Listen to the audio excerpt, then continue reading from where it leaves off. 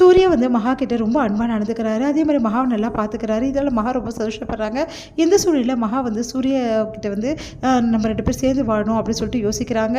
அப்போ வந்து மகா கிட்ட சேர்ந்து வாழணும்னு சொல்லிட்டு சூர்யா சொல்வாருன்னு சொல்லிட்டு எல்லாம் எதிர்பார்த்துட்ருக்காங்க. லவ் சொல்வாருன்னு சொல்லிட்டு மகா எதிர்பார்த்துட்ருக்காங்க. இந்த சூழ்நிலையில் சூர்யா வந்து ஒரு பார்ட்டி மாதிரி அரேஞ்ச் பண்ணி எல்லாருக்கிட்டையுமே வந்து இந்த மாதிரி ஒரு குழந்தை இன்ட்ரடியூஸ் பண்ணி விடுறாரு. இதுதான் என்னோட குழந்தை, வேற ஒரு பொண்ணுக்கும் எனக்கும் வந்து பிறந்தது அப்படின்னு சொல்லிட்டு சொல்கிறாரு. அதை கேட்டு மகா எல்லாருமே அதிர்ச்சி அடைகிறாங்க. மகா கூட சேர்ந்து வாழ்வான்னு பார்த்தா இப்படி சொல்கிறாரு அப்படின்னு சொல்லிட்டு ஒன்றும் புரியாமல் எல்லாரும் அவரை கேள்வி கேட்குறாங்க. எந்த கேள்விக்கு நான் பதில் சொல்ல முடியாது, என் குழந்தை என் கூட தான் இருக்கும் அப்படின்னு சொல்லிடுறாரு. மகா கிட்ட நீ வேணால் டைவர்ஸ் வாங்கிட்டு போயிடு, ஒன்றும் பிரச்சனை இல்லைன்றாரு. அதெல்லாம் கேட்ட மகா மனசு உடையிறாங்க. என்ன பண்ணன்னு தெரியாமல் தவிக்கிறாங்க. அடுத்து வந்து மகா மட்டும் வந்து சூர்யாவுக்கு சப்போர்ட் பண்ணுறாங்க. மகா வந்து இந்த ஜென்மத்தில் வந்து சூர்யா நம்மளுக்கு துரோகம் பண்ண மாட்டார், கண்டிப்பாக இந்த குழந்தைய பற்றி ஏதோ உண்மை இருக்குது, அதை நம்ம கண்டுபிடிச்சி தீரணும், அதுக்காக சூர்யா கிட்ட நம்ம நல்லபடி பழகணும்னு சொல்லிட்டு முடிவு பண்ணுறாங்க. உங்களை நான் நம்புகிறேன், ஆனால் இந்த உண்மையை நீங்கள் சொல்லி தான் ஆகணும், இந்த குழந்தையோட அம்மா யாருன்னு சொல்லிட்டு மகா கேட்டுகிட்டே இருக்காங்க. ஆனால் சூர்யா வந்து சொல்ல மறுக்கிறாரு. இந்த சூழ்நிலையில் சூர்யா என்ன பண்ணுறாரு, குழந்தைய கூட்டிகிட்டு வந்து ஆஃபீஸ்க்கு வந்து போகிறாரு. அங்கே இருக்கிறவங்களாம் ஒரு மாதிரி பேசுகிறாங்க. சூர்யாவுக்கும் வந்து வேற ஒரு பொண்ணுக்கும் வந்து இந்த குழந்தை பிறந்திருக்கும் அப்படின்னு நம்மலாம் பேசுகிறாங்க. அதெல்லாம் கேட்டு மகா செமையாக டென்ஷன் ஆகிடுறாங்க. இப்படி தான் வந்து உங்கள் ஓனரை பற்றி தப்பாக பேசுவீங்களா, உங்களுக்கு அசிங்கமாகவே இல்லையா இப்படி பேசுகிறதுக்கு, முதல்ல உண்மையை தெரிஞ்சுக்கிட்டு அப்புறம் பேசுங்க, என்ன உண்மைனே தெரியாமல் நீங்கள் பாட்டு ஒரு குழந்தைய பார்த்தோன்னு பேசுவீங்களா அப்படின்றாங்க. அதுக்கு வந்து எல்லாரும் வந்து சாரி மேடம் அப்படின்னு சொல்லிட்டு போகிறாங்க. இங்கே வந்து மகா மனசு கஷ்டப்படுறாங்க. இவர் இப்படி குழந்தைய கூட்டின்னு வரதால எல்லாரும் தப்பாக பேசுகிறாங்க, இவரை பற்றி தப்பாக பேசுகிறாங்க, நம்மளால் தாங்கிக்க முடியல, இவரை விட்டுட்டும் போக முடியல நம்மளால், கண்டிப்பாக அந்த குழந்தைய பற்றி ஏதோ விஷயம் இருக்குது அப்படின்னு சொல்லிட்டு மகா யோசிக்கிறாங்க. ஸ்வேதா வந்து அந்த குழந்தைய பற்றி கேட்குறாங்க. எனக்கு தெரியாமல் எந்த பொண்ணு அவள், என்னால் நம்பவே முடியல சூர்யா, நீ இப்படி பண்ணுவேன் நான் நினச்சி கூட பார்க்கல, என் வீட்டுக்காருக்கும் உனக்கும் எந்த வந்து வித்தியாசமே கிடையாது, அவரே எவ்வளோ பரவாயில்ல போல் இருக்கு, என்னை வந்து நோக்கடி தான் அடித்தாரே தவிர எனக்கு துரோகம் பண்ணல, ஆனால் நீ மகாவுக்கு துரோகம் பண்ணி இந்த மாதிரி வேலையில் பண்ணிட்டு வந்திருக்க, எனக்கு தெரிஞ்சு வந்து உனக்கு கேர்ள் ஃப்ரெண்டு யாருமே கிடையாது, என்ன விஷயம் சொல்லு அப்படின்னு சொல்லிட்டு கேட்குறாங்க.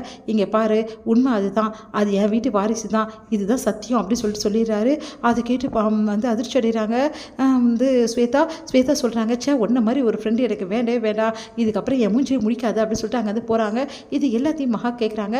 மகா யோசிக்கிறாங்க, கண்டிப்பாக வந்து இவருக்கும் இந்த குழந்தைக்கு வந்து சம்மந்தமும் இல்லை, ஏன்னா ஸ்வேதா தான் சின்ன வயசுலேருந்து வந்து அவர்கிட்ட வந்து ஃப்ரெண்டாக இருந்திருக்காங்க, அவங்களுக்கே விஷயம் தெரியலனா கண்டிப்பாக இவருக்கும் வேற ஒரு பொண்ணுக்கும் சம்மந்தம் இருக்க சான்ஸே கிடையாது, சூர்யா எதையோ மறைக்கிறாரு, அந்த குழந்தை வந்து நம்ம வீட்டு வாரிசுன்றாரு, அப்போது அந்த குழந்தைக்கும் வேற யாருக்கும் இங்கே இருக்கிறவங்களுக்கு சம்மந்தம், முதல்ல அதை யோசிக்கணும், முதல்ல வந்து ஸ்வேதா வந்து தனியாக மீட் பண்ணி அவங்கக்கிட்ட நிறைய விஷயங்கள் வந்து பேசணும் அப்படின்னு சொல்லிட்டு மகா யோசிக்கிறாங்க.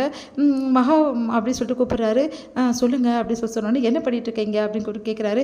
ஒன்றும் இல்லை, சரி முதல்ல போயிட்டு இங்கே ஒர்க் பண்ணணும்ல, அந்த வேலையெல்லாம் முதல்ல போய் பாரு, அதை விட்டுட்டு வேறு எதாவது பார்த்துட்டு இருக்காது அப்படின்னு சொல்லிட்டு போகிறாரு. ஆமாம், இவர் மட்டும் ஒர்க் பண்ணுறாரு, அப்படியே குழந்தை கூட வந்து இருக்கிறதுக்கே சரியாக இருக்குது இவருக்கு, இதில் வந்து என்ன வந்து வேலை வாங்குறாரா அப்படின்னு சொல்லிட்டு டென்ஷன் ஆகுறாங்க.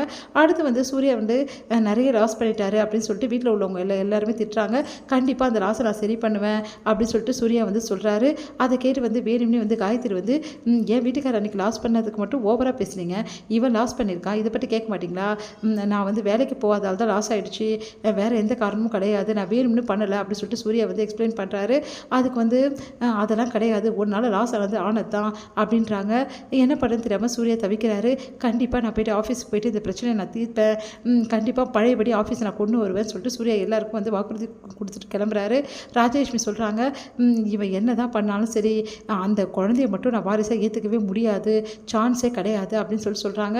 உடனே வந்து சூர்யா என்ன பண்ணுறாரு, இங்கே பாருங்கள், இந்த குழந்தை இந்த வீட்டில் இருக்கலைன்னா நானும் இந்த வீட்டில் இருக்க மாட்டேன்னு சொல்லிடுறாரு. அதுக்கிட்ட ராஜலட்சுமி அதிர்ச்சி அடைகிறாங்க. மகா சொல்கிறாங்க, சூர்யா இல்லாத வீட்டில் நானும் இருக்க மாட்டேன், அவரு கூட நான் போயிடுறேன் அப்படின்றாங்க. தாத்தா பாட்டியும் அதிர்ச்சி அடைகிறாங்க. இங்கே பாரு ராஜலட்சுமி, இந்த மாதிரி முடிவு எடுக்காத, கொஞ்சம் டைம் கொடு, மகா தான் சொல்கிறாள், சீக்கிரமாகவே வந்து இந்த விஷயத்தில் நான் வந்து ஒரு முடிவு பண்ணுறேன்னு சொல்லிட்டு அவளுக்கு டைம் கொடுன்னு சொல்லிட்டு தாத்தா பாட்டி சொல்கிறாங்க. இதை முடியுது.